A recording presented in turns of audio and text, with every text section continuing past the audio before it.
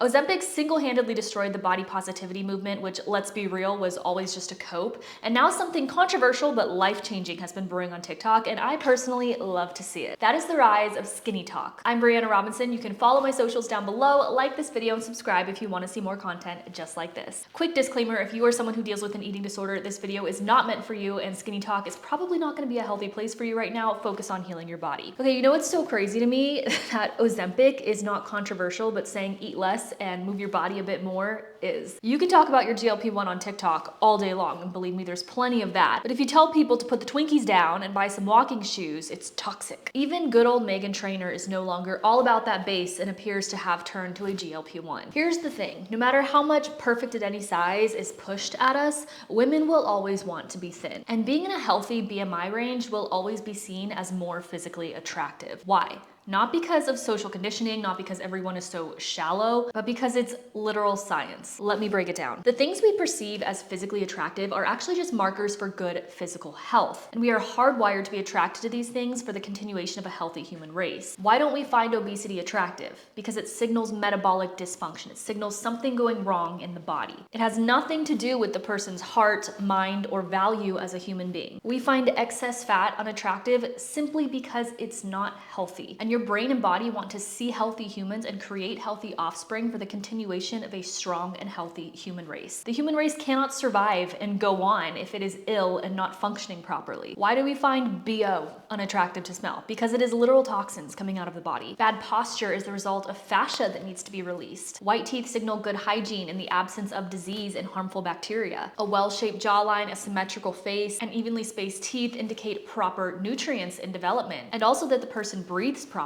Facial drooping and asymmetry can also indicate trauma or stress that needs to be released from the fascia in the face. Clear skin indicates gut health, hormone health, heart health, and so much more. A tan indicates adequate vitamin D intake. I could go on, but you get the point. These things are markers for good health, and we are not vain or shallow for being attracted to these things. We are biologically hardwired to be attracted to these things in order to create the strongest, healthiest human race possible. The cool thing is that all of these things can be worked on and fixed genuinely without turning to alternatives like veneers and fake tans and starving yourself. Because things like that, the hair extensions, it's all just masking the issue. Things like bloating, bad breath, excessive weight gain, while very common, are actually not normal. That's not homeostasis or where your body wants to be naturally. That is not your thrive zone. And the good news is you don't have to stay there. Being effortlessly beautiful and attractive actually comes quite easily when you heal the root of the problem instead of masking it with things like veneers, teeth whitening strips, fake tan, and hair extensions. It's actually absurd the amount of money that people spend covering up these issues with temporary cosmetic solutions instead of just dealing with the root of the issue. A lot of these problems can be solved by simply changing your diet. And yet we're constantly propagandized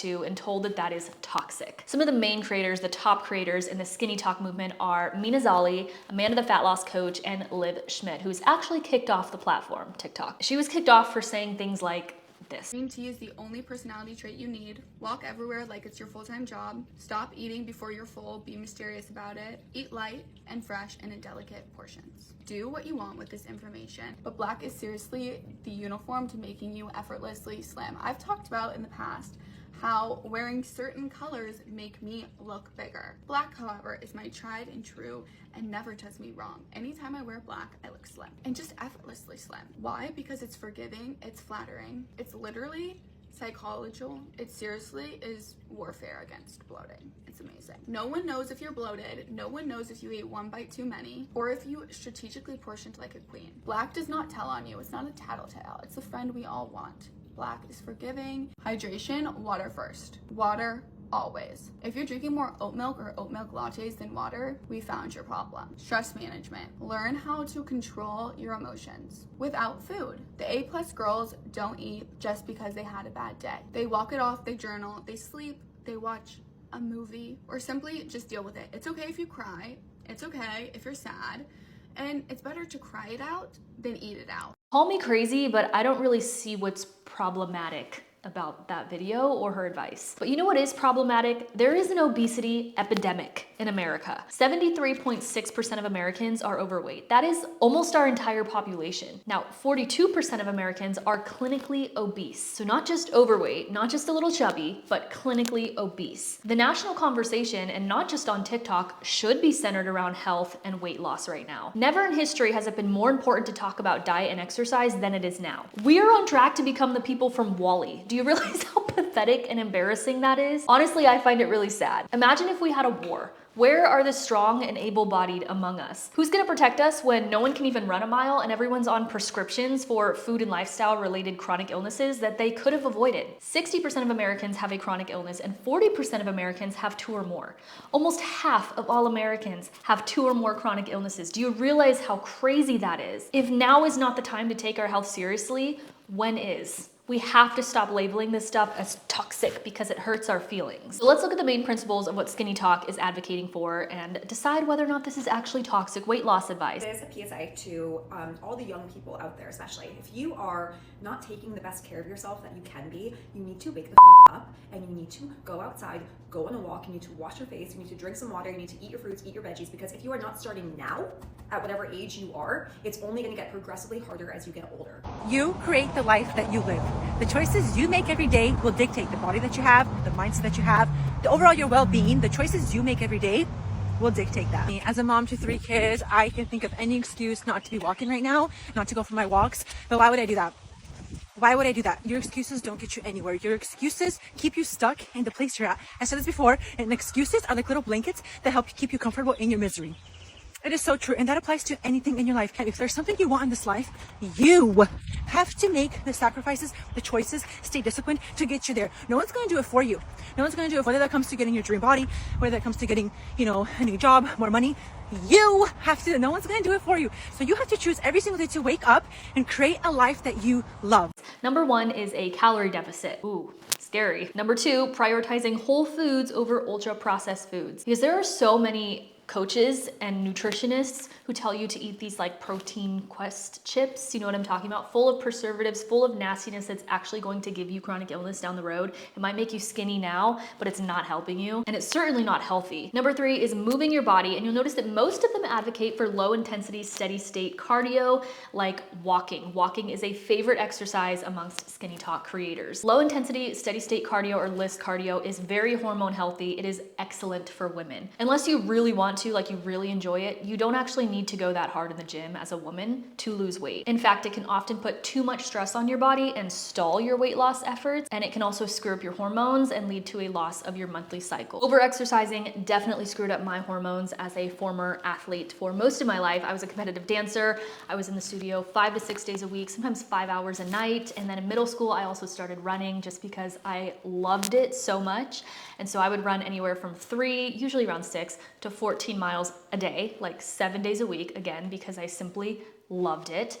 But that is still too much exercise. And I did that until the time I was about 20, when I had a major health crisis and my body crashed, my nervous system crashed on me. But that's a story for a whole other day. They also advocate for things like getting adequate sleep, taking care of your mental health, and exercising with friends. Wow, scary. I cannot imagine anything worse than that. Why does our society hate discipline so much? Not everything that feels good is good for us. And restricting some of the bad things, having a little bit of self-control, having a little bit of discipline is a good thing. And it's one of the most self-loving things you can do for yourself. It also serves the people around you, your family, your friends, your kids, your spouse, because you can actually show up for them and be an asset to the world. You can perform better at work. You'll have more energy. So if you can't do it for yourself, do it for them. Plus, I'm sure the people who love you want you to be healthy simply because they love you and want to see you thrive. So maybe you don't disagree with the advice on Skinny Talk. Maybe you just disagree and don't feel uncomfortable with their tone or the way that they approach the information.